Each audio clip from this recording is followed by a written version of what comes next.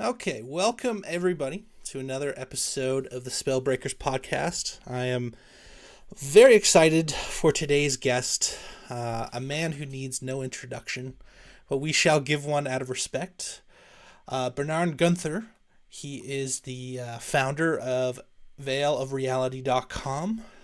Bernhard is a thought leader, podcaster, spiritual coach, and honorary spellbreaker. He's been breaking spells for a long time.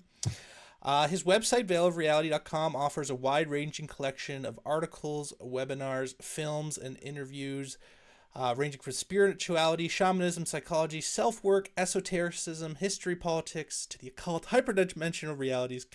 He also offers coaching services, which you should definitely check out. A lot on shadow work, evolutionary relationships, and more. I find his work incredibly inspiring because he calls out a lot of the New Age deceptions, which we are a big fan of here on the Spellbreakers. As well, he really asserts the importance of doing self-work and transcending the ego. These are all topics that we're really excited to get into today. At first, though, I want to announce again our phenomenal sponsor, Eric from the Mace Energy practitioner group. If you don't know, the Mace Energy method is a quite interesting method of healing traumas, letting go of a lot of energetic blockages. These are things that I did personally. I worked with Eric. That's why I'm recommending him. I'm just going to flash his email on the screen. Eric is a good dude, very approachable. Just email him. ericmace at macelifestylecatalyst.com. Again, he offers sessions. Email him if you want to find out more about what he does. And he offers 100% back money, 100% money back guarantee if it doesn't work. Again, it's something I got a lot of relief from, and I recommend you check him out. So, without further ado, we have the legendary Bernhard Guenther. Welcome to this podcast. Excellent. Thank you for the introduction. I'm glad to be here. Thank you. Absolutely. I am very appreciative. I know your schedule is very busy, so we are very appreciative of you coming on. First, I want to get a little bit into your background. Not so much so because I know you have said it on other podcasts, but I know you describe yourself as somebody who struggled with depression from even a young age, back in your time in Germany. And that, if I am correct, it was kind of your catalyst to getting into a lot of the work today. So maybe you could just walk our listeners through your journey back in the 90s and kind of how did you get to where you are today? Yes, I'm dating myself here now, so time moves by fast. But yeah, in a nutshell, when people ask me how I got into this work, like you just alluded to, I summarize it in one word or two sentences. I was suffering and needed to figure myself out. Otherwise, I would have maybe killed myself. I had suicide attempts, depression, not being able to fit in and all of that. I mean, when I talk about depression, there can be depression from what my own childhood wounding. We all had, not the perfect upbringing. And then most importantly, not being able to fit into society or this world, and it doesn't make sense, right? So for me, a very profound teaching I came across was Krishnamurti. That kind of started me back in the days in the 90s, his book, Freedom from the Known. And there was a line, it's no measure of health to be well adjusted to a profoundly sick society. And I'm like, okay, fuck, this is what I'm trying to do. So I think on some level, if we don't feel good and depressed, it's actually what I call a natural reaction of your spiritual immune system to reject what we see, because we live in a world where literally pathologies have become normalized and something is just off. We're disconnected from nature, from spirit, from ourselves. We live in the age of materialism, meaning not materialism in the sense of consumerism. That's an issue as well, but we just recognize the material reality, 3D physical reality and all of that, right? And then you have the distortions of religions and all of that, and then the other side of the coin, the New Age. So it's hard to find a path through all of that. But yeah, growing up in Germany, always being a loner, the typical thing, found refuge in music. Mainly that helped me to kind of deal with my complex emotional life. Especially I got into heavy music. That really helped me to process things. Back in the days, I grew up with Pantera, Metallica, Guns N' Roses, and the grunge, early grunge, Soundgarden, Alice in Chains, and eventually started playing drums myself. Moved with a friend to Los Angeles and did the music thing. playing in bands, and really had a blast, definitely, and wanted to pursue that more professionally. Become a bit disillusioned here in Los Angeles when I was living in Los Angeles because of the music business and whatever image and whatnot, and I just wanted to make art, music, and all of that. But we toured a little bit around, produced an album, that music, pretty heavy music, complex music, kind of gave me a good outlet. But then around the same time, I also started to ask questions, and even was my singer, he was very influenced by Alan Watts, and that's when I first got into, I already got into David Icke in the 90s. That's kind of was one of my red pill moments, watching one of his 8-hour lectures on VHS, if you remember. I don't know if you remember that, but I had on VHS videos, right? And I just started asking questions and then digging down the rabbit hole, right? Before there was even Google or YouTube or any of the internet thing, just reading books. I came across the Matrix books way before the film Matrix, but Val Valorant, the Matrix trilogies and all of that. Got more into the fringe, especially the UFO alien topic, and started dabbling in psychedelics. That definitely opened something up. Mushrooms, DMT, and all of that, really exploring it like a psychonaut. And that's when I came face to face with other beings, entities, and aliens. And, it's not like I thought I'd take psychedelics to have some sort of spiritual experience and enlightenment, but then I was confronted with this other reality, and that was my introduction to all kinds of the hyperdimensional realities, what I've been writing, talking about a lot, Around that time, I also got introduced to Tom Montag's work. I think you had him on your podcast, definitely a legend. And, I've been connecting with him for a while. And just getting more into the fringe, more into the alien topic, hyperdimensional topic. And at the same time, the music thing didn't work. But I found another talent and something I felt really drawn to, which was healing work, body work, energy work. So I got introduced in that and started pursuing that and moved out into nature. I had my own body work practice for 20 years almost. And really doing that work, that helped me a lot because I learned early on this path that we need to combine both, right? The inner and outer work. So researching whatever's out there, questioning everything, but also dealing with my complex emotional life, my own traumas and all that stuff. I had to figure myself out. I got early on into Jungian shadow work, Jungian psychology in the 90s, and studying all of that, but also combined with more spiritual work. I took a little detour in the New Age, but not for too much, as it happens. I mean, New Age is also like a broad term. Like a lot of people, like especially as on a side note with this whole Christian revival, people call New Age things New Age that are not even New Age. So like meditation and yoga and all of that, right? But anyway, so my path also then being a body worker, energy worker, I realized the body-mind connection, right? That our body holds trauma, wounding, and we need to really heal that split because most of us are disassociated, but live in the head. So my journey has been really of combining the inner and outer work and bringing more this, what you mentioned in the beginning, the self-work aspect, especially to the quote-unquote truth or movement and all of that, because you can get lost in the rabbit hole and just approach it mentally. And, just because you maybe think you understand the matrix on a intellectual level doesn't mean that you're fully awake in the true meaning of the word, right? These kind of things. There's an intellectual awakening maybe to all the craziness, but we also need a psychological awakening on understanding ourselves, our own psyche, our shadow, our wounding, and all of that. And then ultimately a spiritual awakening, connecting to our true self, true essence, the divine, and really, live our deeper soul purpose. So that's, basically it in a nutshell. And I keep learning, exploring. And I met my beautiful wife 5-6 years ago. So we started working together as well. That's what I do mostly. Group coaching programs, hosting with her. We have our own podcast, Cosmic Matrix. And I have a lot of material content, as you know, on my website, Veil of Reality. Many articles, videos, produced a few films here and there.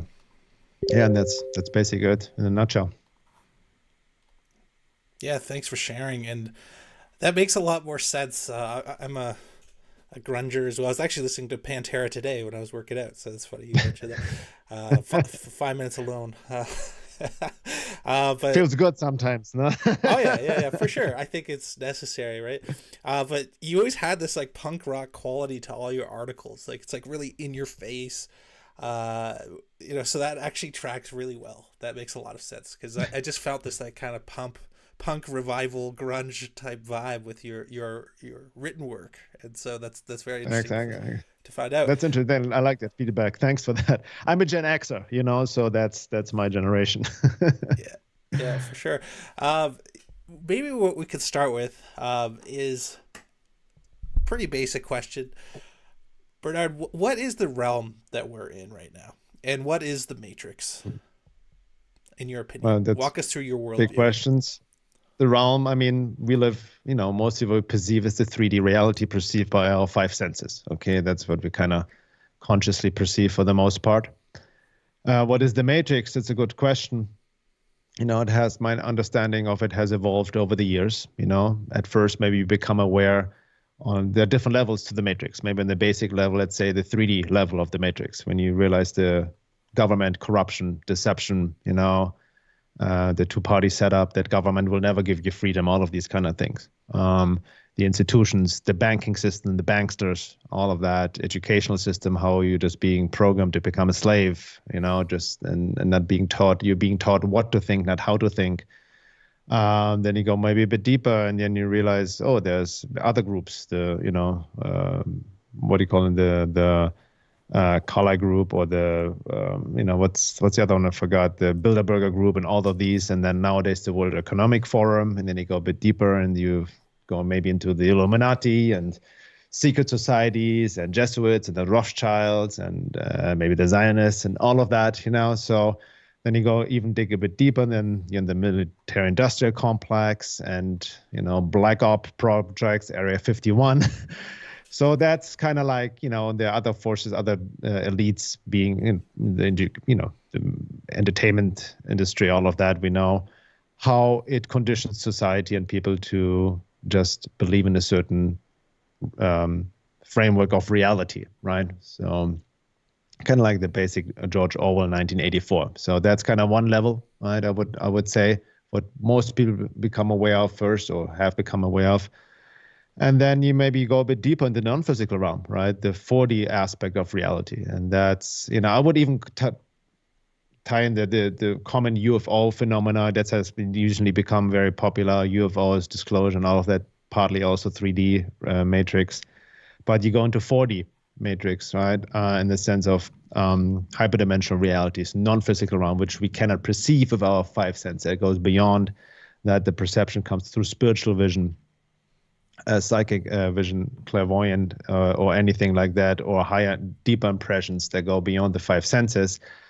And you realize there are other forces interacting with us and through us. Not, they're definitely negative, hostile forces, that have given various names throughout the ages. The archons, from the Gnostic tradition, or the occult hostile forces, the asuras from Sri Aurobindo and the Hindu tradition, integral yoga, Rudolf Steiner, Ariman, Sorat, all these other forces that kind of manipulate humanity from unseen realms. And they're also aliens, they also can be hyperdimensional, all kinds of different forces, entities, from little critters up to highly demonic. But they're also positive forces, absolutely divine forces. They're assisting, they're always standing back, right? And it's a jungle out there. It can be very deceptive, with negative forces posing as positive ones, and so on and so forth. And then once you go into that level, you realize that the 3D matrix is more a symptom of the 4D matrix, so to speak. That even, these groups on the 3D level, what most people focus on are pawns themselves to these hyperdimensional beings, or they may have they engage in occult black magic and make maybe conscious connections with them, but they're still slaves to them and all of that. And then humans can be possessed and influenced by these beings. We maybe define on a psychological level psychopaths and all of that, but from a hyperdimensional perspective, these are incarnations of demonic beings, entities working through them, full-on possession. But we all can be, at any time, given day and time, influenced by these forces when we're not in our true self. They can easily tag into our own stuff, so to speak, and manipulate us from unseen realms. So that's kind of more the 4D level. But then you go beyond, then you can tune out even more. And that's where the spiritual level comes in. All is one, all is the divine, the duality, and you realize more that everything is a playground, is a school, so to speak. All these are lessons, because you can easily get caught up in the black pill doom and gloom, like everything is a trap, everything is a prison, we're fucked, right? But then you see especially when you engage in the inner work and really get a high understanding that everything is a lesson. Even these evil, quote unquote, forces, evil has a teaching function in itself, right? If we can get out of the victim blame trap, but that's when the inner work comes in. And ultimately, in my own understanding and also inner realization, the matrix is really nothing out there external from us, but works through us. It's more of a mind program, right? And that's what I've realized more and more. Ties into Wetiko, Paul Levy's work, very fascinating as well. And the danger I see, especially in the truth-seeking community, that people usually externalize everything. Evil is out there, it's out there, and then you easily fall into the trap of shadow projection and externalizing everything and divide and conquer from unseen realms. And we need to, the ultimate red pill is like realizing how the matrix works through you, and through your own beliefs, thought injections, tags into your wounds, traumas, manipulating you from unseen realms. So that's the thing. And ultimately, the matrix, I don't see anything evil. It's just the ignorance, as Sri Aurobindo said. I'm big into his teachings. That kind of plays itself out, so to speak, in this reality until in some distant, quote unquote, future, after many incarnations, we have spiritualized it all and, awaken to our true nature. So that's the nutshell answer again to the big question: what is the matrix? Yeah, and I would also claim I never claimed to have fully figured it out or anything. That's just my experience, and you know what I mean. So, because what I've also realized that your mind cannot possibly comprehend what the matrix truly is, right? The intellectual mind and all of that. We have maybe pieces, and that's why I think it can drive yourself nuts. I've seen many people kind of going off the deep end in the rabbit hole because your mind will never fully understand it, and you can kind of get lost in that realm as well, the mental realm. Mm-hmm. Yeah, very well put. And I do like your humility in that aspect that, we're all seekers, right? Even if we act in a teaching capacity, if we are coaches, we are still figuring this out together. And ultimately, I think it does come down to personal development, self-work, and going within. For me at least, it seems like I call it the Spellbreakers podcast because ultimately all of this is psychological spells. That's what I think the Matrix is. It's the, these thought forms and mind forms being pulled over people's eyes to lead them astray. You touched quite a bit on positive and negative entities in your description of the Matrix there. But I've also heard you say that humanity is not on the top of the food chain. So maybe you could walk us through this kind of world, or where what does that mean? Who is above us, and what do we do about it?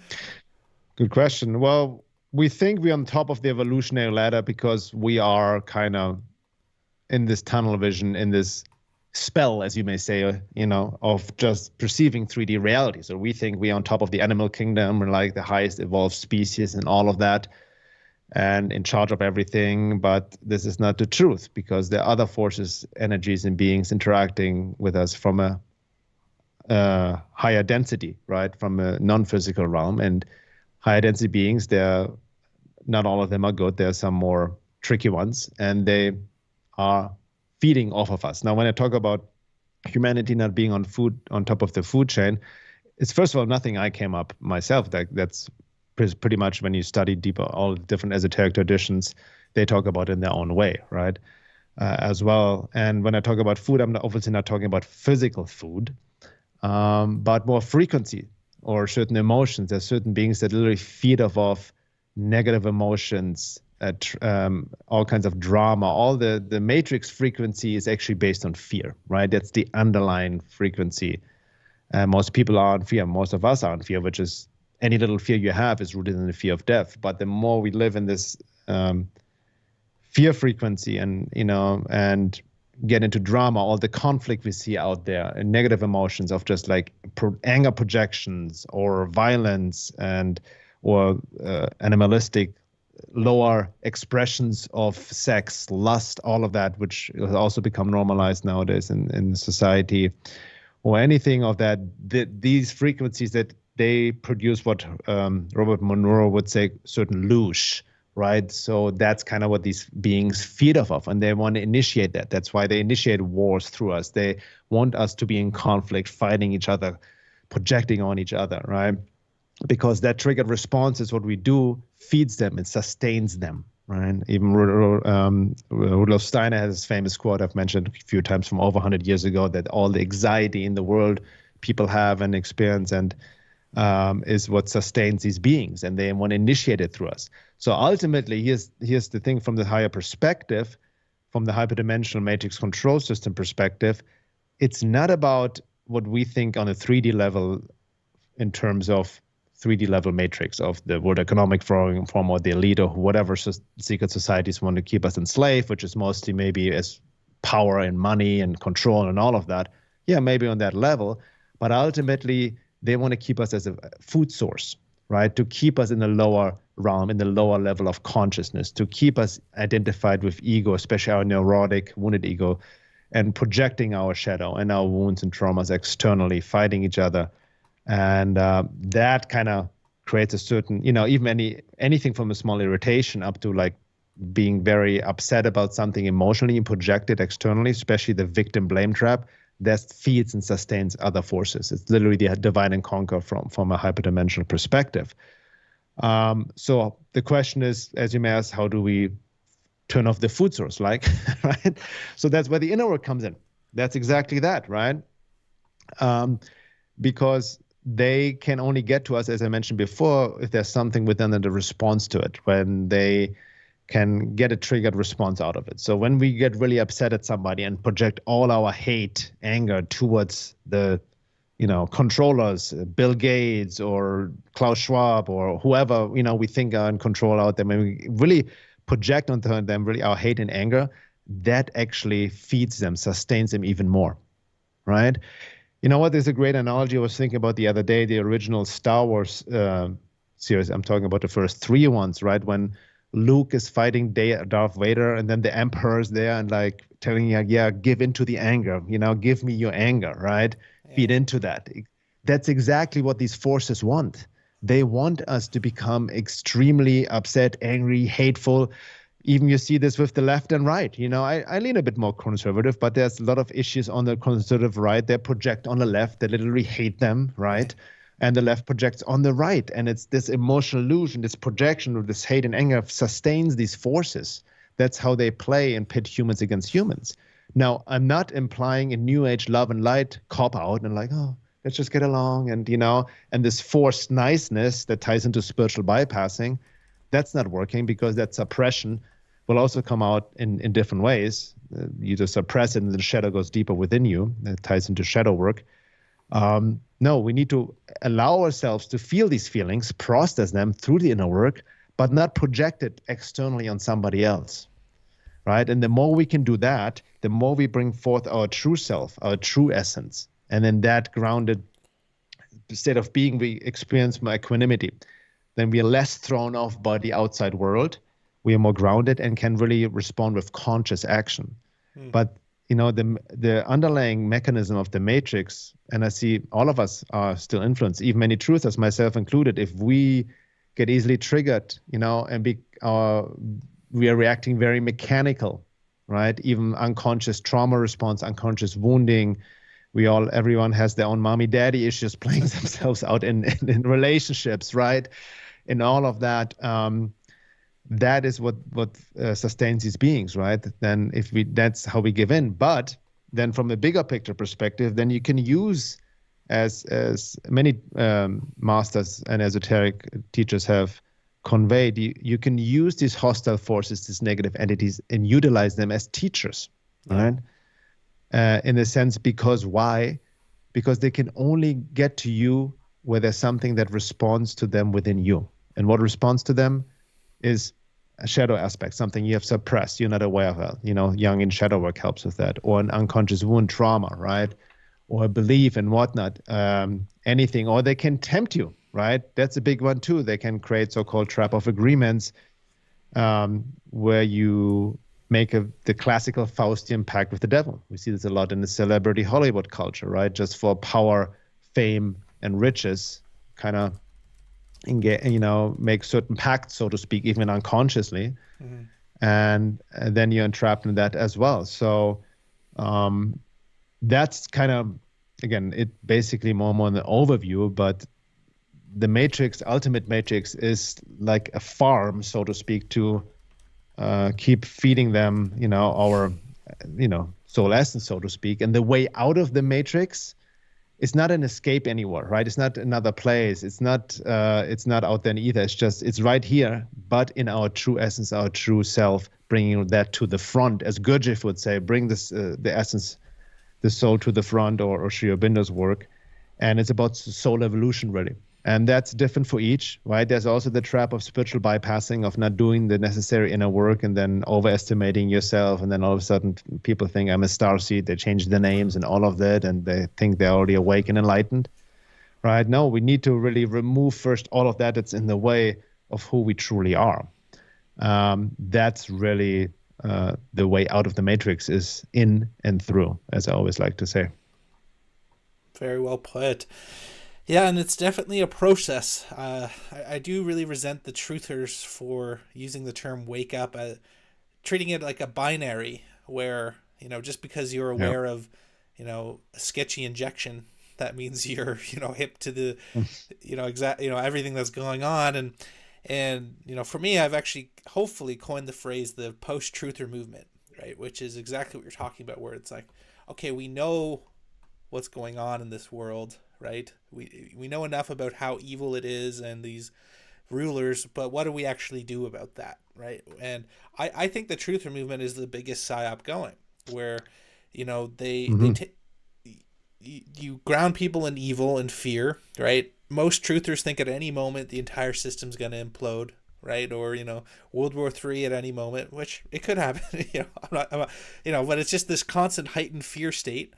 And as well, that all the controllers are, so powerful, all powerful, and that they're, outside of us and there's nothing we can really do. Whereas, exactly as you were kind of alluding to there, I think a lot of the trappings are due to the consent, right? They garner consent either spiritually or subconsciously and at a population level, which seems to be kind of the gambit there. And I want to dive into that, but you touched quite a bit on trauma. And I speak about this as well, because it really does seem like the biggest hurdle to us actually growing spiritually. But I'd love to just actually understand what do you think trauma is? And what do you think are some ways that somebody who has had a very traumatic upbringing, who keeps being kind of anchored back, into it, like how can they transcend? What is the path of transcending trauma? Mm-hmm. Good question. Now, first of all, trauma literally just means wound, right? So I want to clarify this, because there's so many misconceptions about trauma. You see the left, they're completely over, everything is trauma. They identify with trauma. They don't even work through the trauma. And then the right, conservative, there's no trauma, just suck it up and go over with it, right? It's no understanding of psychology and all of that. No, but the truth of the matter is, here's the fact. Unless you're enlightened, you're traumatized to varying degrees. So I really have to make this standpoint, which means wounds. And I'm not talking about, there's definitely what is called big T traumas, the obvious traumas, like growing up with physical violence, sexual abuse, alcoholic parent, all of that. That is obvious, or being a war veteran, right? PTSD, all the obvious big T traumas, right? But there's so-called developmental trauma, which we all have to varying degrees. Why? Because none of our parents were perfect. None of our parents were enlightened, right? They have their own, even our parents, there was no understanding of trauma at all. That came as just about in the 90s and 2000s, really, in the mainstream. So you cannot blame your parents either, by the way. They have their own wounds. They have their conditioning. They have their karmic lessons, right? My mom escaped from communist Poland. My dad escaped from communist socialist Germany, right? So there was all about survival. They didn't have time to process their emotions and trauma, right? But because of themselves, because of my dad, for example, being not emotionally available, my mom having a lot of anxiety, I took that on myself. Almost intergenerational, you take that on, what your ancestors or parents haven't processed, it's also within you on some level, right? And then upbringing, like any little thing, more and more research is coming out nowadays. The first 3 years in your life are the most important. They literally set up the template for the rest of your adult life.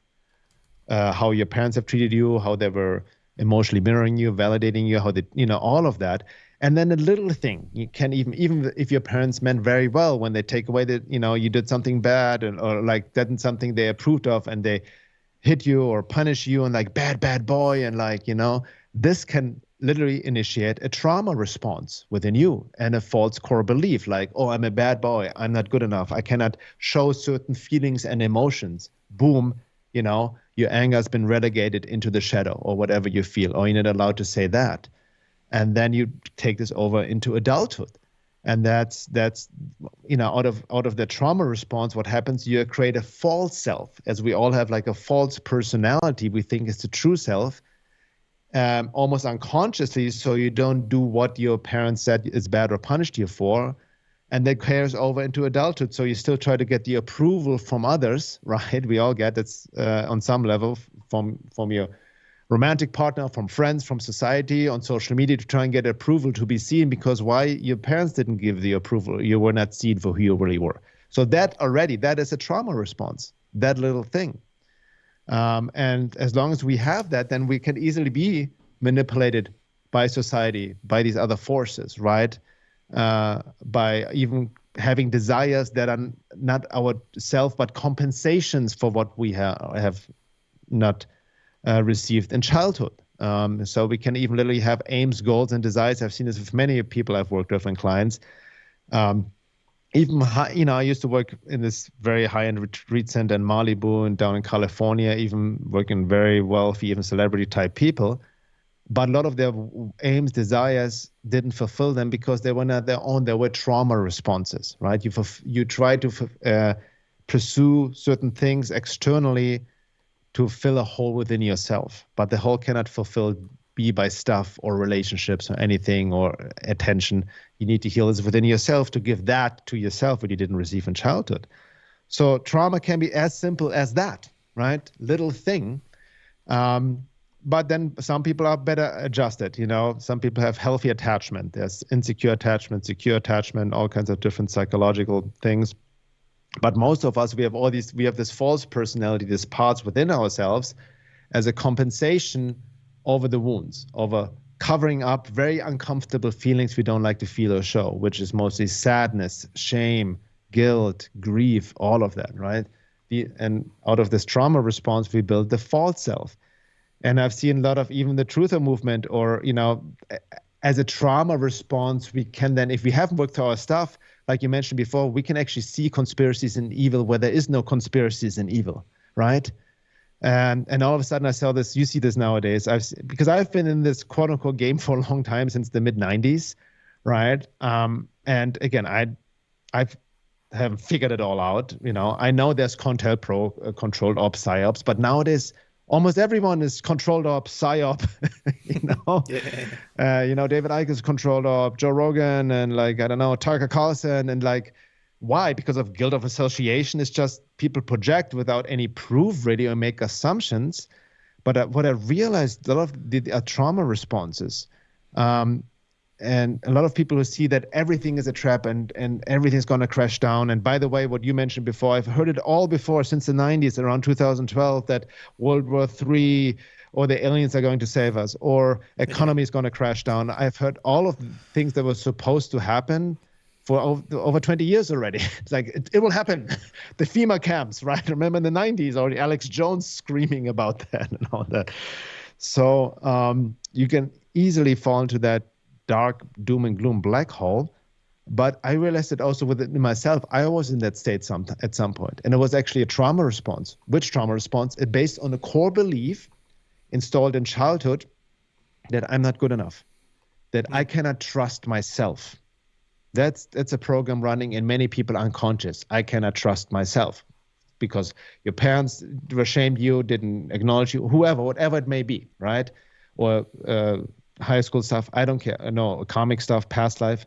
But this core belief, unconscious, I don't trust myself, automatically results in I don't trust life.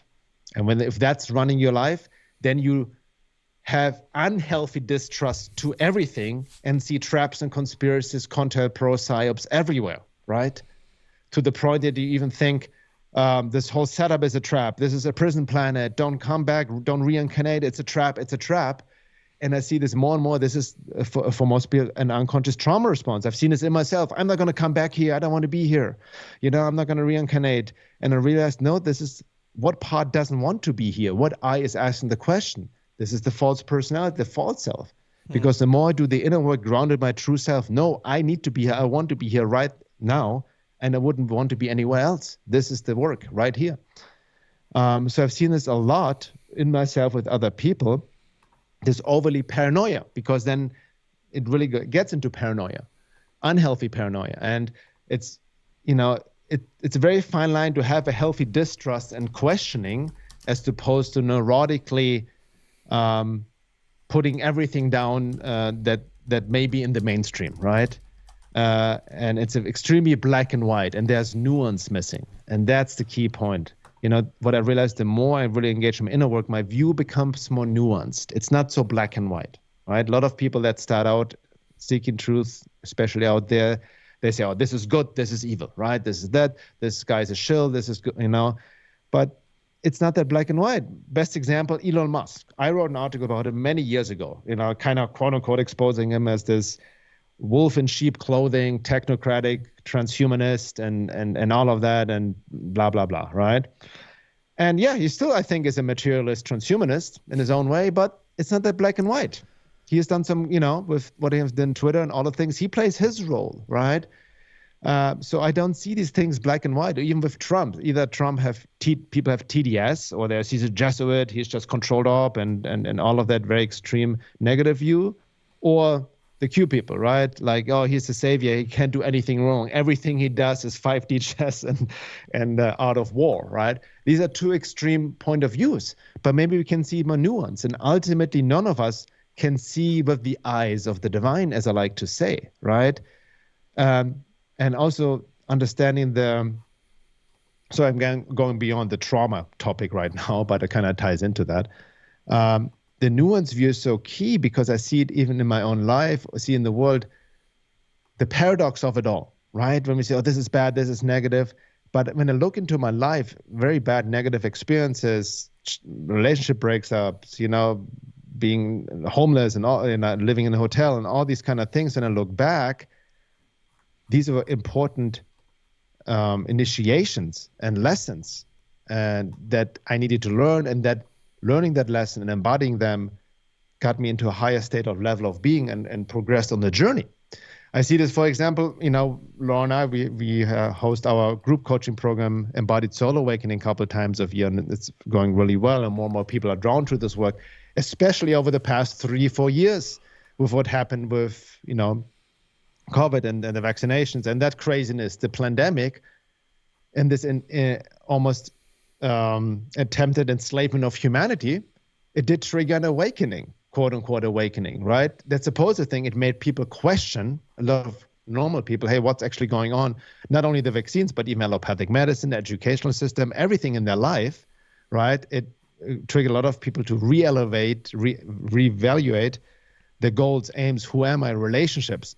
Yes, it on another level, it kind of pushed more people into disintegration and becoming pawns for the matrix, but it did trigger an awakening. So even the slogan, the Great Awakening, yeah, there is a great awakening on that. It's a opportunity and possibility, but sometimes out of these, that's almost how the matrix exposes itself. The more they try to enslave humanity, at the same time, they make their moves more obvious and potentially wake people more up.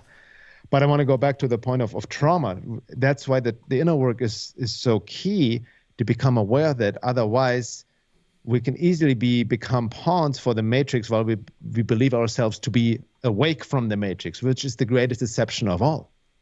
Like you said, I see some people, they think have such an intellectual understanding and they know everything about the matrix, but the emotional intelligence is that one of a 3-year-old.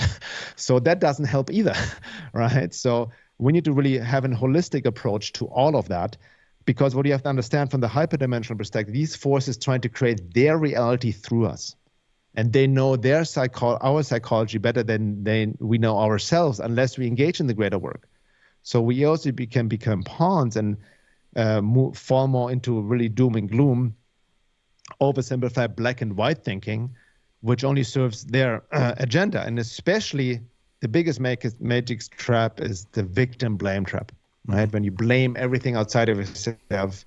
I see a lot of people, like I see this in myself. I was not happy with myself, not doing well financially. I had my own poverty program. That's another big matrix poverty program, and all of that. And then out of it, you blame the system, like the bankers and all of this, and how unfair it is. And of course, we're being manipulated economically, financially, taxation, theft. We know all of that.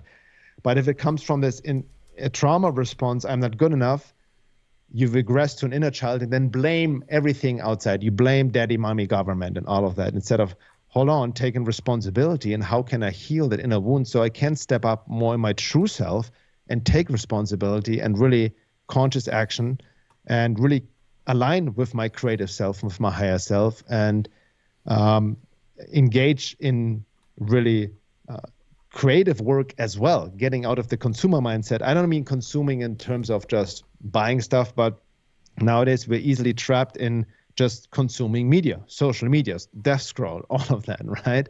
Yeah. Instead of like, how can I participate more creatively? So that's, again, I mean, this ties into many, many other topics, but ultimately, as one of my teachers said, and he made a profound statement, your ego identification, the false self in itself is a trauma response. So ultimately, the question is always, who am I? Know thyself. And it says in all the traditions and all the masters have told us, seek the kingdom of God within you first, and everything will be given to you. But we put the cart in front of the horse. We externalize everything. So in terms of trauma, again, that's the work. I've done this work for a long time. I'm in my early 50s. Stuff still comes up with me and my wife when I regress back to like a little 10-year-old that had a fit with his mom, and I need to have the humility to face that. And in terms of transcending it, like you asked, we need to be careful that we don't fall into spiritual bypassing, right? In the sense of, I see there's a lot happening too, like people overestimating the level of being. I mean, it's twofold. You can get stuck in the psychological work of always digging down the shadow in childhood and always in the past. Some people can get stuck there. Absolutely. We need to watch out not to do that, right?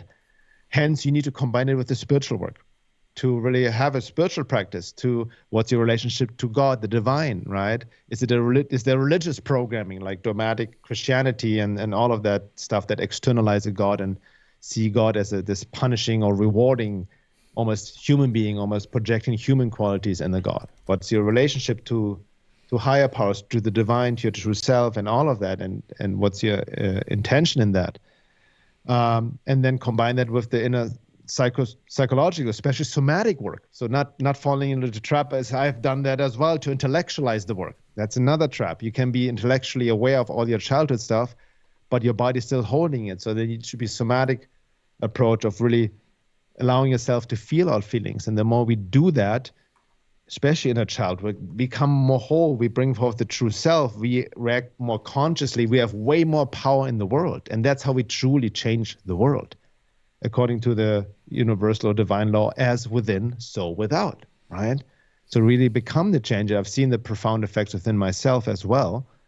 And then we become more vessels for divine forces, for divine will acting through us in our unique way, right? Because we all have something specific we can here to do.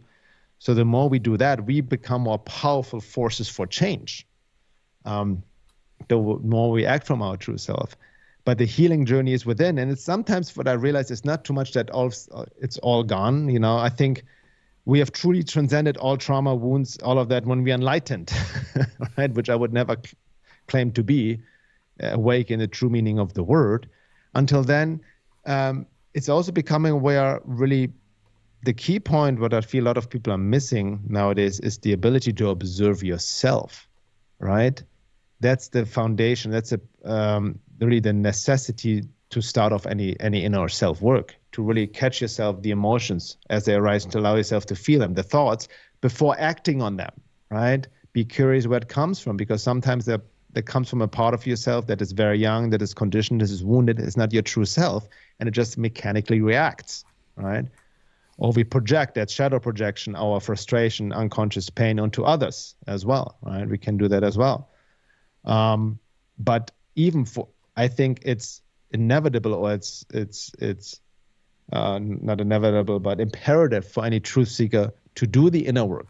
So you can be more discerning truly, because discernment is, yes, needs to be critical thinking, logical fallacies, all of that level discernment, but that's limited. Right? Even the idea, I'm sure you heard about that. You hear this a lot, maybe more in New Age circles. Take what resonates and leave the rest, right? You've heard about that, which there's truth in that saying. We can resonate with certain information from our true self, but they can also be abused, because the resonance can be resonating with our false self, with our traumatized parts, with our projections, wishful thinking. So we can resonate with lies, mistaking it for truth. Right? Or we can resonate with wishful thinking and it's actually not the truth and all of that. So the inner work, working through our traumas, shadows, aspects, and all of that, the childhood wounding, will help our discernment with what's going on in the world. As we become more nuanced, it will help us to perceive other realities more, because the more you connect it to your true self and essence, you will also activate, as I call it, your inner technology, the dormant spiritual organs, as Rudolf Steiner would talk about, to perceive forces, right, that are interacting from other realms, as it's called in esotericism, to see the unseen. Mm-hmm. So that's really the way, quote unquote, out of the matrix, and how to truly transcend it is to, engage in this greater work. And transcending trauma, in my view, means to really living from your true self, your true essence. Very well said. So. Yeah, and there's a lot in there, which I really. Sorry for going over the tangent, but that all connected to me. No, I think that's phenomenal. I really appreciate it.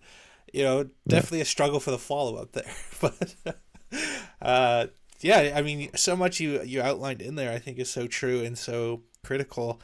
This idea of nuance, right? I think it's a mental trap and spell just in itself. This endless black and white, you're either with us or with the terrorists kind of vibe, and that transcends even people who think they're super awake. Like I had a Howdy Makowski on the other day, which I really appreciated his work. He talks about this concept of the reincarnation trap, the soul trap, and I think there's a lot of evidence, to suggest that it is a phenomena that's happening.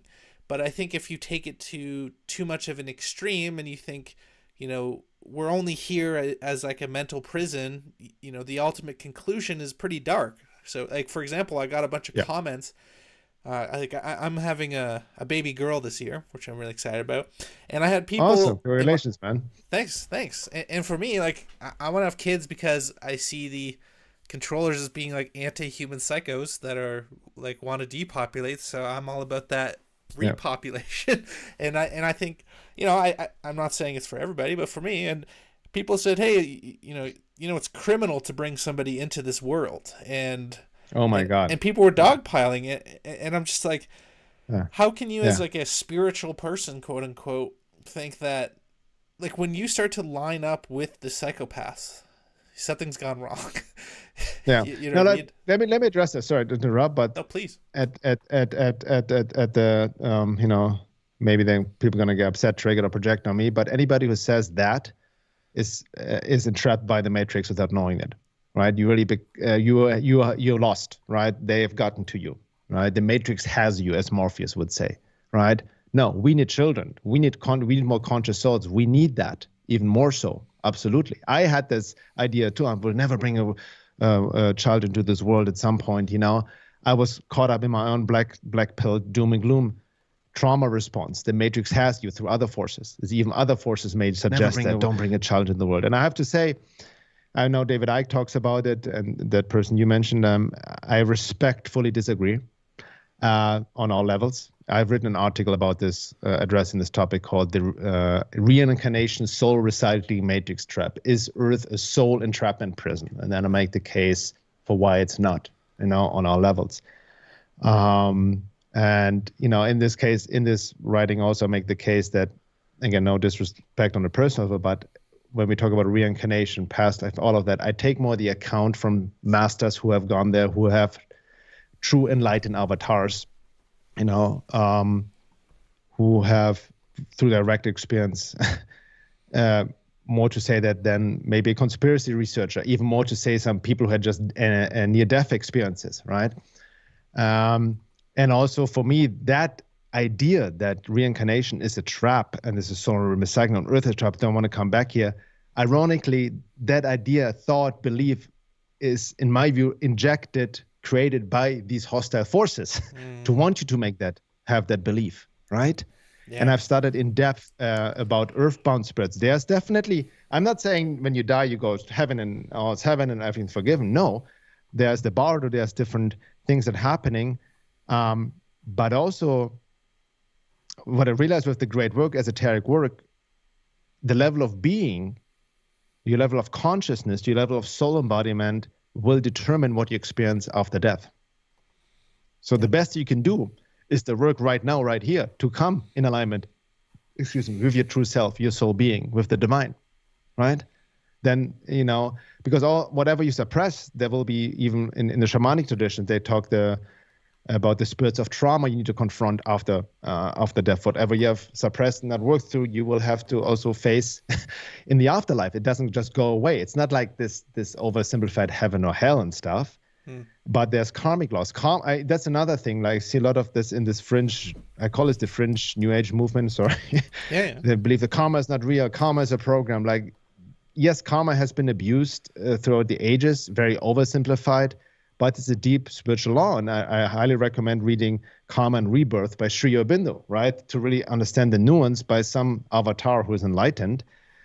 And again, even an article I wrote, the last thought I want to have when I die is, oh my shit, it's a trap. I don't want to come back here.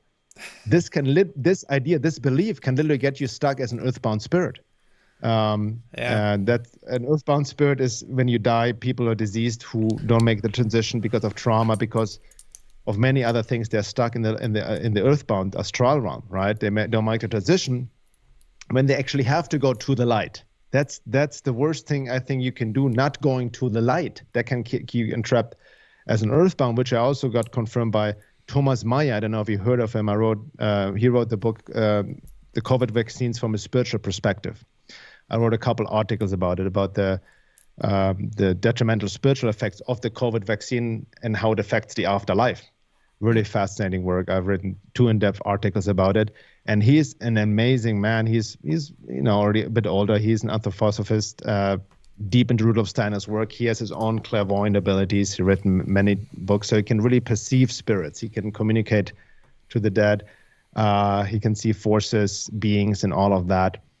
And he says, what the real trap is nowadays with the COVID vaccine, with the transhumanism, materialism, that the souls get stuck in earthbound. So it interrupts the reincarnation cycle, because at some point they can be helped and they'll be guided back to the light. But then on top of it, I think this is the biggest negative psyop I unfortunately feel many truthers fall into, the idea that reincarnation is a trap. You just literally giving the key to the kingdom, so to speak, because we need to, that's soul evolution over lifetimes and lifetimes and lifetimes. As we grow through the experience, and reincarnation, rebirth has its purpose for that matter, right? So again, not to dive too deep and go into that topic, I recommend people to check out that article on my website, and also from inner experience. So because, like you said, that belief is, in my view, a matrix program, because it's based on fear. It disempowers you. It gives all the power away to, like, oh my God, we are trapped by other forces and all of that. and not having a spiritual vision of really understanding the evolution of consciousness over lifetimes and lifetimes in the bigger picture.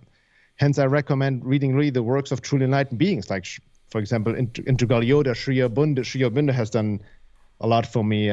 He's, in my view, the last enlightened incarnated avatar we had. And when you read his works, not an easy reading. The Life Divine, The Synthesis of Yoga. He has a book on karma and rebirth, puts it in really, really higher context of what's really going on, and how it's necessary. And also that it's not about escaping life, that we need to be right here, right now, spiritualizing, not escaping, because that's the old religions, right? That's the trap of the old religions, be it the Christian rapture and into heaven and, and all of that, or the old Indian tradition of just escaping Maya and just being samadhi and not coming back here, right? Or the New Age has the same thing of just ascension into 5D and we're not going to come back here. And then you have this new fringe movement, oh, this is a prison planet, I'm not going to come back here. It's the same program manifested in different ways. When in fact, as Sri Aurobindo said, and I said as well, we need to be right here, spiritualize humanity, ourselves and the earth. We are here, we are meant to be. And I know in the depth of my being, when I truly connect to that, even my meditative state, that I want to be here, my true self. And, I chose to be here and to do the work and all of that. And it's magnificent. I would not want to be anywhere else. And we need conscious parents who bring in more conscious children. Absolutely. There's already a big issue, with childbirth nowadays. We see this on a physical level, right? With population and the whole agenda on the 3D matrix. They also instill you believe we shouldn't have enough children. There's a narcissistic way of I just want to be by myself. I don't want to take care of anybody, right? And I'm not saying that everybody should have children. Some are more called to it than others. But absolutely, so good for you. And I just would say anybody who believes the idea that, we shouldn't bring children here and this is nasty setup, it's a crime for that, I would suggest for those people to reflect deeply where your beliefs come through, where you're acting from. Is it really your true self or shadow aspect or some other force giving you this thought implementation, and what's really going on here? Because we need to be warriors, right? We need to really counteract what's happening and really be embodied warriors in this reality and really choosing to be here. And as Sri Aurobindo said, all life is yoga. Or Gurdjieff would say, we need to not escape anywhere, but do the work right here, right now, and spiritualize ourselves in the world. And that's the great work. But again, I think people who say that as well, it can be easy, in my view, it's a trauma response based on some sort of unconscious core beliefs, right? Because again, who's the I speaking that doesn't want to be here, right? That's the most important question to ask. And that's not a question you can answer and just thinking about it. That's a deep contemplative question where you need to lie deep within yourself and really uncover all the different parts within you, all the conditioning, the wounding and all of that, to really retrieve the true self. Because what most people call their true self is not their true self. It's a false personality they mistake for the true self, the wounded part. And as long as we do that, we can easily be hijacked and manipulated by forces outside our awareness. So that's my rant and TED talk on that topic. Nice. I'm going to clip that one up for the haters. Yeah, and it's funny you talk about, we're always doing the work, right? And that just, I got triggered by that too. I was just like, what? And telling my fiance, she's like, that person's an idiot.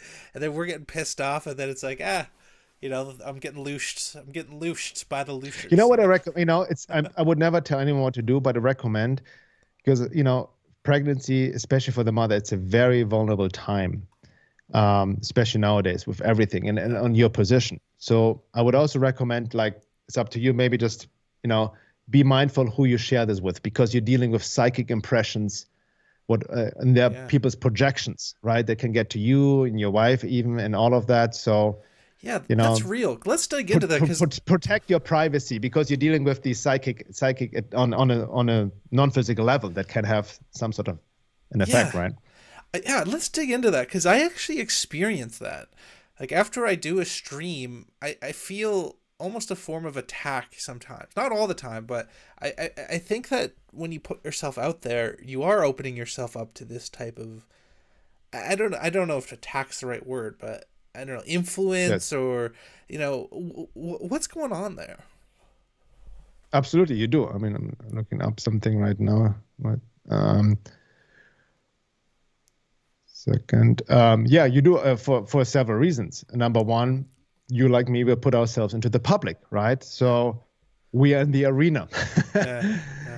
Yeah. So that's why I'm also, no disrespect, I don't really take feedback from anybody, just anonymous people who just comment in here and there, like, Yeah. unless put yourself out there with your real name, your face, and your work, and then we can talk, right? Yeah. Yeah. So you put yourself out there, and just the basic setup of the Matrix. Tom Montague talked about this really beautifully as well. Once you try to really go against the Matrix, speak out, not only seek truth and do the work, but also spread information, try to help others. There will be forces put upon you to put you back to sleep, right? It's the Agent Smith syndrome Yeah. in the Matrix, right? Very classical. Like when Neo tries to awaken, all of a sudden Agent Smith also inserts himself into other programs and people trying to get to him, right? To book back to, destroy him back to sleep, trying to inhibit from awakening.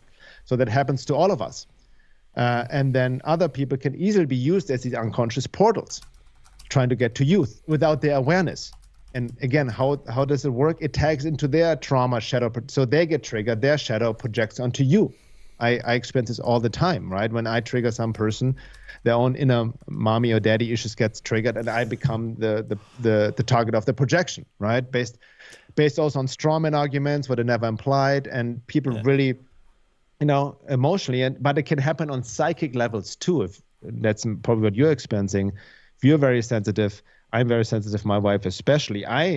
Sometimes we feel attacked even if people don't write anything because of people's thought projections. That can have also an effect on that, right? Yeah. Yeah. Or people gossiping and talking shit about you, right? That can also have an effect on you, right?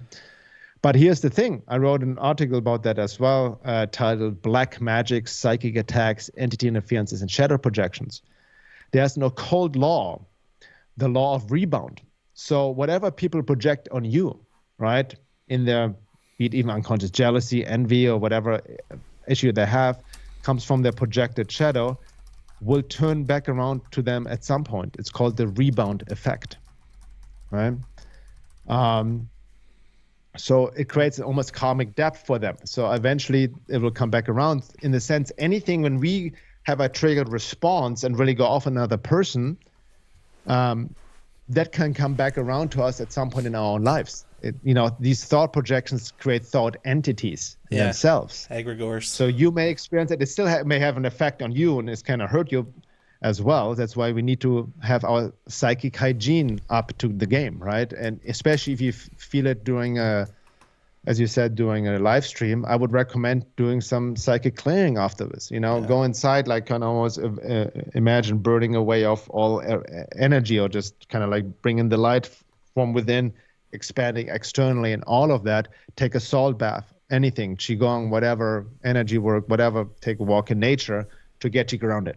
Right? That's key point. Without that, I would not be able to do the work. Sometimes, take time off social media because we get in these imprints from all these different people's thoughts and consciousness.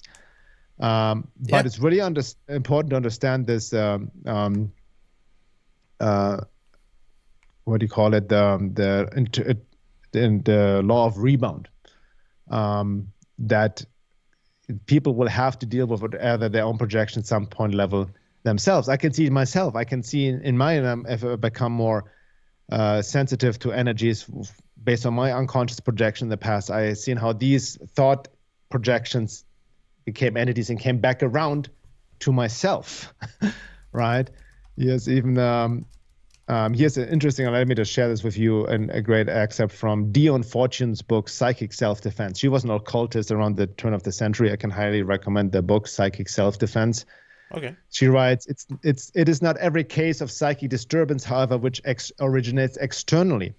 It is a well-known cosmic law that everything moves in circles, and whatever forces we send out and whatever thought forms we extrude from our auras, unless absorbed by the object to which they are directed, will return to us in due course.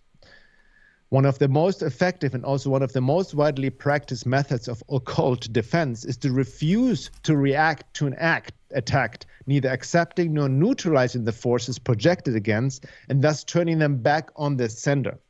We must never overlook the fact that so-called occult attacks or psychic attacks may be evil thought forms returning home to roost. It's the rebound effect.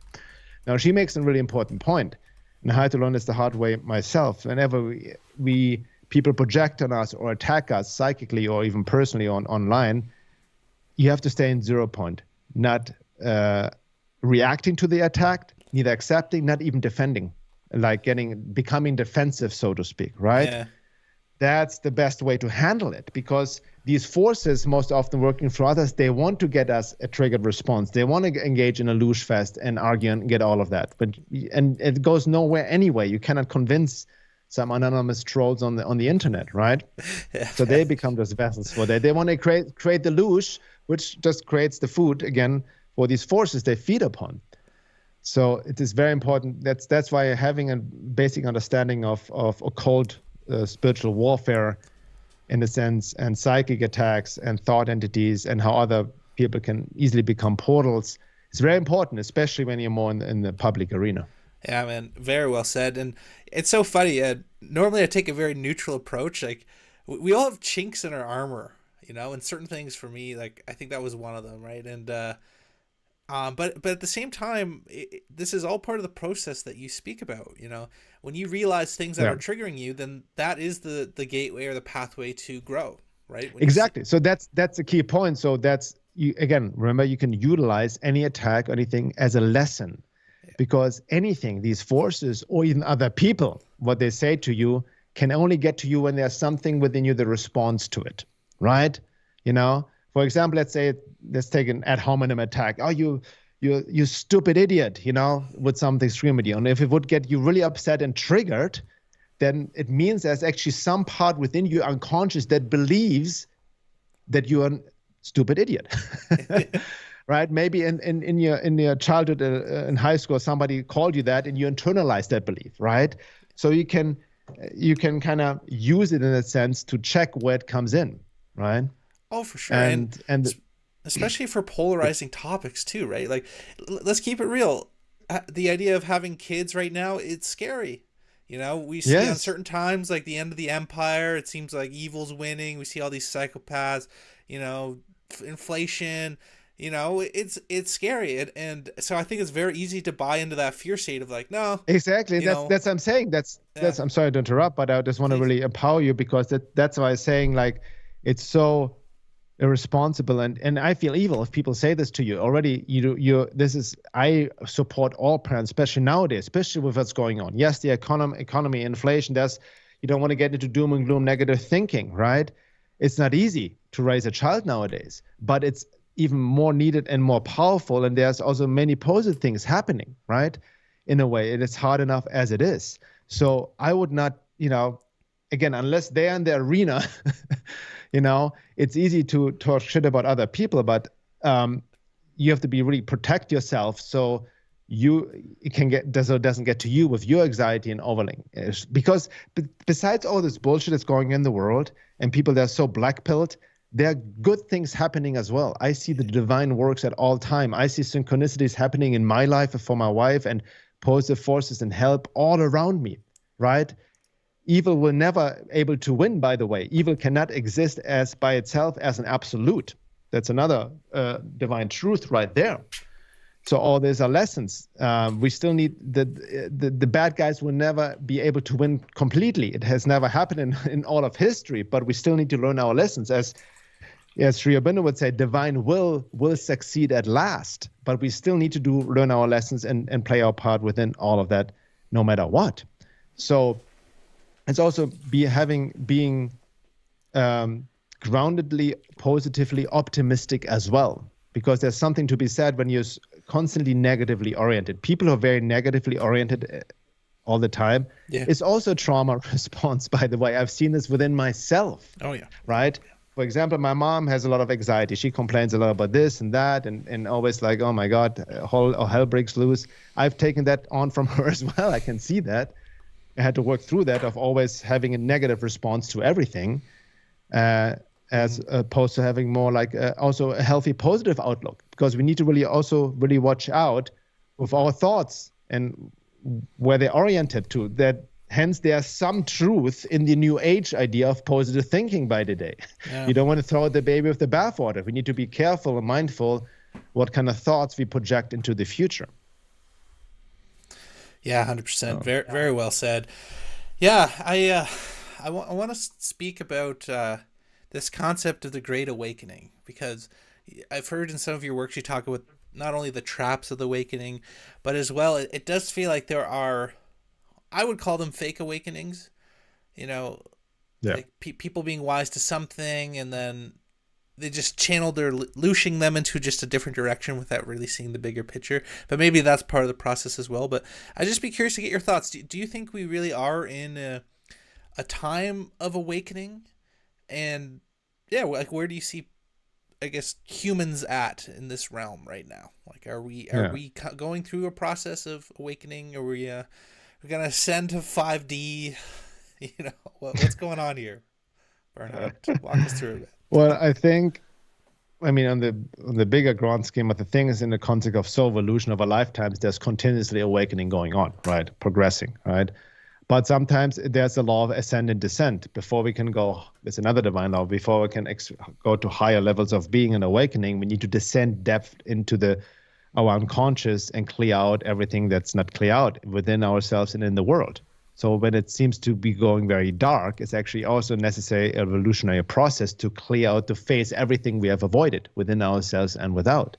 Hence, Carl Jung said, the famous quote, symbolically meaning, the tree that reaches to heaven needs to have its roots in hell. Or as Sri Aurobindo said, no one can not awaken who has not gone through hell, right? So proverbially meaning, which is the law of ascent and descent, meaning there's only, again, go as high into a high awakening state, as low as you go within yourself, shadow work, and like all of that, what's unconscious needs to be made conscious of, right? That's like another famous quote by Carl Jung: enlightening is not imagining figures of light, but making the darkness conscious, which means don't fall into spiritual bypassing, right? Of just like avoiding all the dark, the evil, not only outside, but within yourself, most importantly. But you also can get stuck there. That's the trap we see the black pill truthers, right? Getting stuck in darkness because they don't do the inner work in order to clear it all. So it clouds their vision. But right now, I think we are in an accelerated time. I call it the time of transition in many of my articles, even the program. And that's not a term I came up with. That's actually a term from a book series called Gnosis, called 3-volume book series Gnosis, written by Boris Muraviev. It's based on the fourth way teachings like Gurdjieff, also based on esoteric Christianity. In my view, the true Christian teachings, esoteric teachings, before the church hijacked it and all of that, and made it an exoteric teaching and all that. He calls it a time of transition. Right now, when we are transitioning from the age of the Holy Father to the Holy Son, and now the Holy Spirit, right? A next level, evolutionary level. You can call it maybe the golden age and whatnot. So there's a big opportunity in this time of transition. What the New Agers might call maybe 5D, highest, the new earth, so to speak, right? But you see this mirrored in many different traditions. So we are in a very critical time. There's no opportunity. Hence, also the Matrix is almost trying to interfere with that. These forces, they don't want us to truly awaken. But it's almost impossible for them to fully interfere there in their own delusion, their own wishful thinking. But they're going to give us a hard time. But definitely there's more and more of an awakening happening. But what's important to understand, like you mentioned, what does it mean to be awake? Like you said, rightly so, this word has been very abused over the years, right? Yeah. You're not awake just because you see through the pandemic or you understand the World Economic Forum and maybe Illuminatis and then this and that. No, this is this very superficial intellectual awakening to some of the symptoms of the Matrix, right? And that's fine. It's necessary on some level. But like I mentioned before, there needs to be an emotional awakening to inner nature. There needs to be a psychological awakening to understand yourself, your psyche, the different parts and all of that, and ultimately a spiritual awakening. And that's the ultimate awakening to spiritualize our being, to to live from your soul being, your true self, your essence. If you spiritualized yourself, and that's far, very few in between, right? What I see now happening is more and more people coming, what it's called, out of the consensus state. There's depending on what teaching or tradition you go by. My wife Laura, she studies evolutionary astrology. This is more profound system of esoteric astrology, not your typical astrology that's out there, but it talks about different states of development. There's the consensus state of being, which most people are in, about 70%, 75%. And what a lot of people now, they're getting into the individuated state. And that is a very critical state, the process of individuation. It's also a process, what Carl Jung called the process of individuation via shadow work, anima-animus integration. And what that means, first of all, it doesn't mean to be just an individual as society calls an individual, like, with, a cult of personality and all of that. No, to be individuated is truly to get out of the hive mind of the masses, to become a true individuated being. And that's a critical stage, because in that stage, you have to face everything you have avoided, all the lies you've been telling yourself, all the illusions about yourself, all your, it usually results in rupture of relationships, marriages, family, friends, all of that, right? And it can be a very lonely phase, but that lonely phase is important in order to connect your true self, to your individuated self. That's a critical stage before you can even dive deep into spiritual work. And I see a lot of people awakening in that right now in the world, even our program. It's not easy for people. And there's also the stage when a lot of people can not fully cross the threshold, as it's called in esoteric science, don't learn the lessons, right? And then they can easily fall back into the consensus state because they have a hard time letting go. Similar to Cypher, right? In the Matrix, when he sells out to Agent Smith because he wants to have a stake and be an important person and don't, and all of that. So that is the critical stage. So I see that awakening happening. And as I always say, there's always an opportunity. But once you truly take that step to that awakening, like we talked about before, there will be resistance. There will be external resistance, distractions, right? People may be attacking you.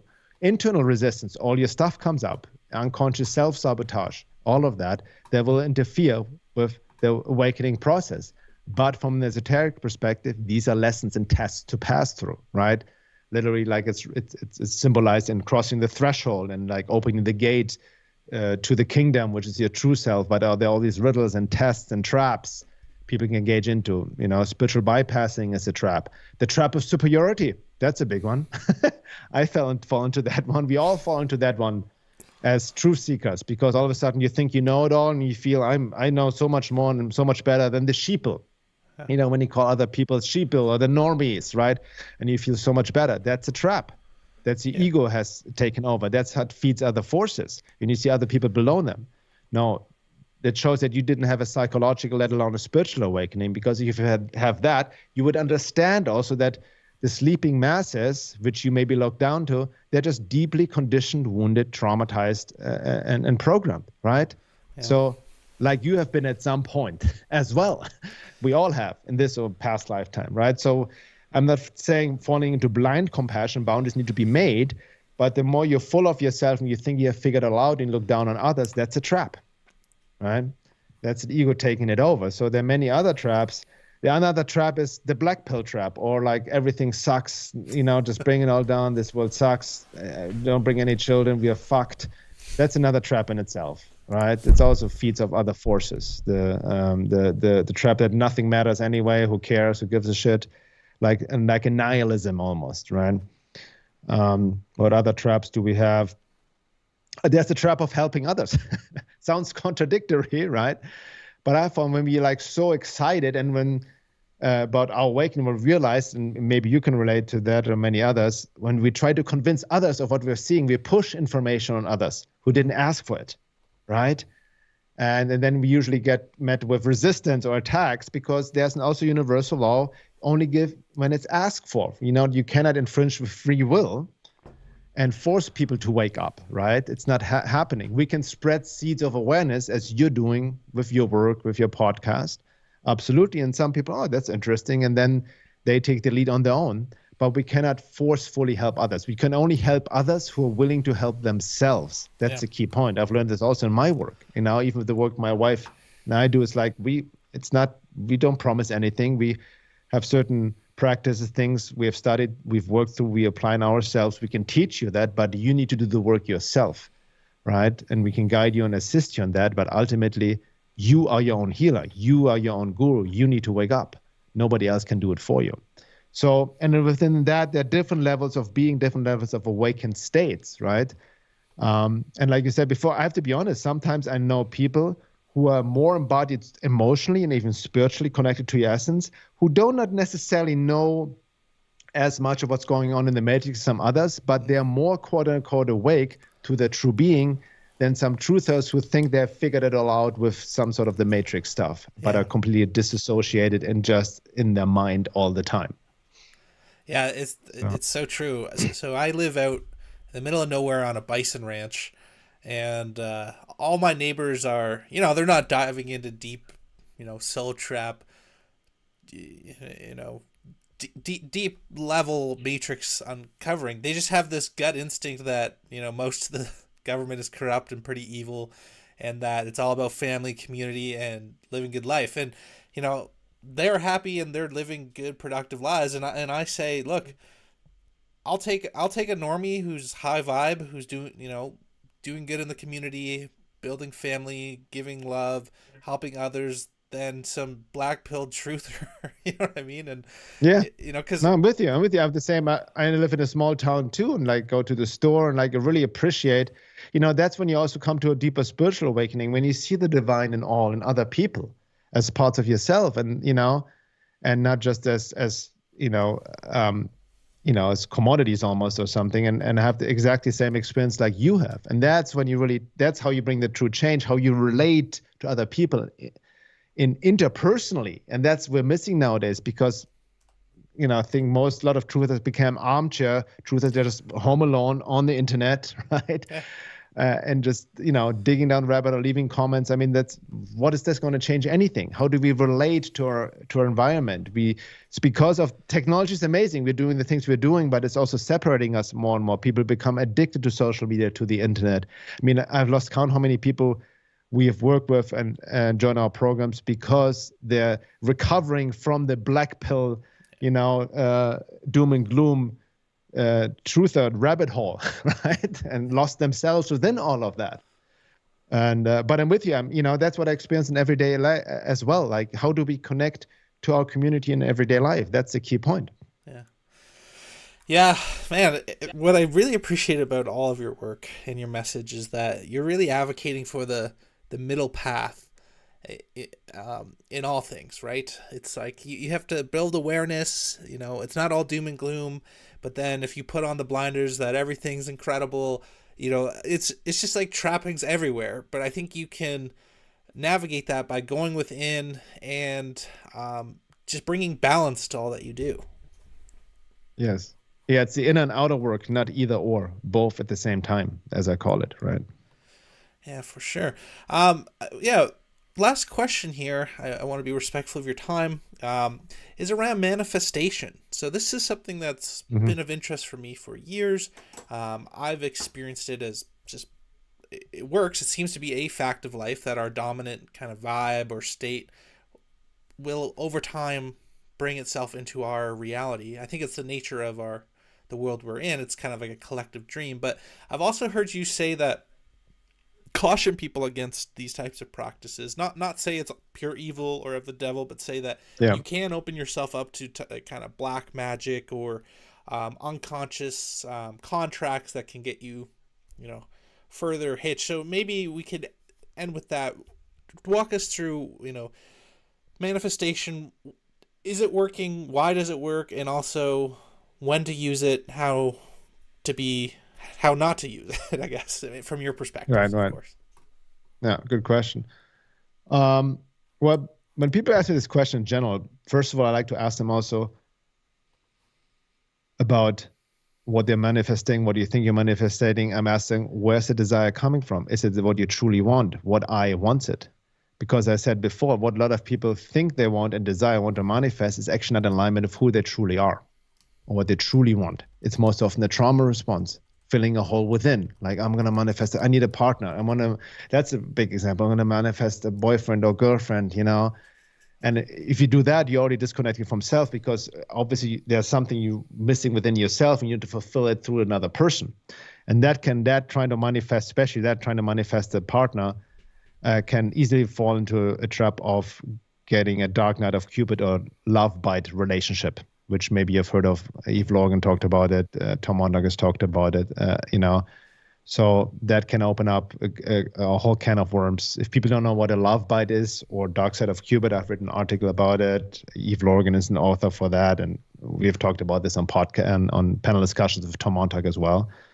But be really honest, like, again, through the inner work, and there can be trauma responses or trying to find fulfilling something within yourself, a hole within yourself, which a childhood me that wasn't that. So this is very important to understand, what do you truly want? Because when I look back, many desires or things of what I thought I wanted were a trauma response. I'm glad it didn't manifest, right? Because you can get also yourself into what is called in esoteric science Gordian knots. So you entangle your life, you create all kinds of things which actually were coming from your mechanical, false, conditioned personality, wounded, and you don't want it. And all of a sudden you have maybe even a life partner you don't really like and have then children with them. You get yourselves entangled in life with all kinds of desires you wanted to manifest, or aims which you didn't want, or a job, or anything that turns out that you didn't want, or move somewhere. Like, it doesn't matter what it is. So to be really clear who I am, who am I, and what do I truly want first and foremost, that's a key point before we talk about manifestation. And then also, what I really believe in, and I talked to Tom Mondag about this as well, at some point when you're really connected to your true self essence and you live more from this place and you're more in alignment, you don't need any manifestation techniques. You are kind of like in the flow, and life provides exactly what you need and what you truly want from a high level perspective. And that means also assistance, means even monetary, all of that, right? What is in the way mostly is unconscious beliefs, trauma, and all of that, right? But also you can use techniques. I still visualize certain things, aims and goals, right? Kind of how it feels. But the key point with manifesting is, what I recommend, not getting into these elaborate manifestation rituals and calls and and almost forcefully, because here's the thing. Then people said, well, I was able to manifest that and it works. Like, it does work, but you can get yourselves into what you alluded to, traps of agreements with other forces that will definitely grant your wish, but you're selling your soul at the same time. You make an agreement with a negative entity, and that has repercussions, right? Because you force your will onto it. You really, that goes more into black magic, left-hand path, Aleister Crowley and all of that. Some of the new age stuff is actually black magic in disguise, right? When you forcefully try to manifest something. But the way I do it is like, I have a certain intention. How does it feel? Does it really, meditate with it? Is it really what I want to truly see in my life? Because that's also your divine will. You want to manifest and tap into your creative potential. Absolutely. I'm all for abundance, prosperity, right? But is it in line with my true self? And then I visualize it as well. I go into it, but then I let it go. Like, the key point is I have no attachment to it. That's the key point, to have no attachment to actually it being materialized or not. And that's actually more, the more less attachment you have, actually, the more possibility of it being manifested actually in the right way, as in accordance with divine will, right? Because I give it up to the divine. I have a strong, connection to God in my prayers. I don't sometimes ask for specific things. If I'm like, be it thy will, whatever, your will wants to manifest through me. And if I have a certain wish and desire, I bring it up in my prayers. I visualize it, but I give it up to the divine. Whatever you think is best, like, the divine knows better, right? And sometimes the divine brings it, and maybe in a different ways, or sometimes not at all, but it's always in alignment with my higher self, of who I truly am. So that's kind of how I approach it. But most importantly, being in a state where I also already connecting myself, really fulfilled in the present moment, and I don't grasp, right? Because I don't want to make my happiness dependent on external circumstances, right? I want to enjoy life. I want to thrive. I want to create abundance. I did recently created a workshop called How to Create Abundance in Alignment with Divine Will, where I go deep on this, not only into the traps of manifestation or the distortion of the law of attraction, all of that, but how to do it really properly and how to be really clear what you truly want and come online with the higher purpose, right? But everyday little things, whatever you want to manifest for your family, for yourself, absolutely, our thoughts have power, but is it more coming in alignment? Because the tricky part is when you go deeper into inner work, you realize there's different parts. You can actually realize that we have contradictory desires, So, for example, one part of you wants this, right? Even with relationships, somebody wants a relationship, a part like really wants to be with a person, but there's other part, I don't really want to be in a relationship, I want to be alone. It's very contradictory. So you give, even on unconscious level, so you give contradictory messages, frequencies to the universe, and that can, cancel out manifestations as well, or bring something in that you don't want at all, and it's very distorted or not what you truly wanted, but then all of a sudden you have it. So the best way to work with this is to become really clear within yourself, right? And take some time to really explore what you truly want, how you want it, not to getting into analysis paralysis mentally, but also feel into it emotionally, psychologically, spiritually. Is this what I truly want? These kind of things. Even with a partner, like when people want their partner, manifest their partner, what they truly want, or when they want to manifest money and all these things, like maybe better to manifest something where you can do amazing work, which you love, the work which you get compensated for, but you're also really contributing to something. No matter what it is, become more clear who you are and what you want. And the more you do that, and that's the irony, the less you will need to engage in manifestation techniques, because the divine or the universe will provide, in my experience anyway. So that's kind of my take on it. Yeah, I couldn't have said it better myself. The exactly as you said, there's egoic level desire, which if you don't have the discernment, is akin to that deeper level.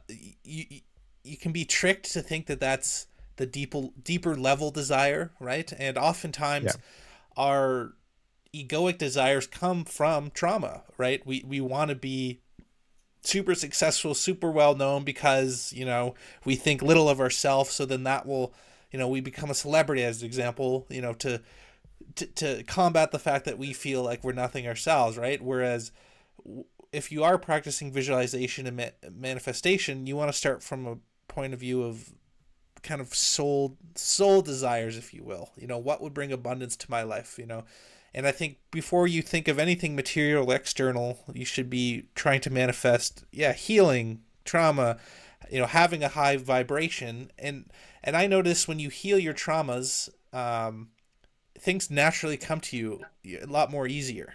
Whereas exactly, this constant visualization from a trauma place, it's like it's a lot less stable. It's clear. The channel is clear. It's not obstructed anymore, right? Yeah.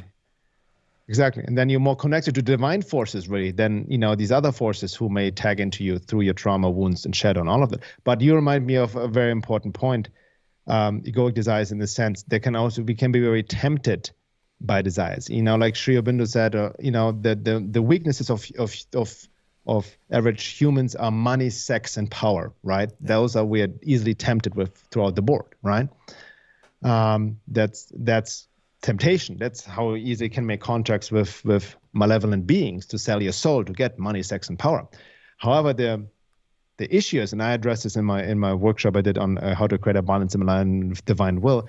We have then also the spiritual distortion, or in the truth of community as well, when they get upset, like, why do you charge for this? This shouldn't be free, right? Rejecting money as evil. Or in spirituality, like even Sri Aurobindo talked about this, that even the distortion of religion, that you need to live in poverty and don't own anything and reject money, and reject power and reject sex and all of that, and don't have any, and be poor and humble and all of that. But that's actually deception. That's a trap. Then you, as Sri Aurobindo said, you hand over money, sex, and power to the hostile forces.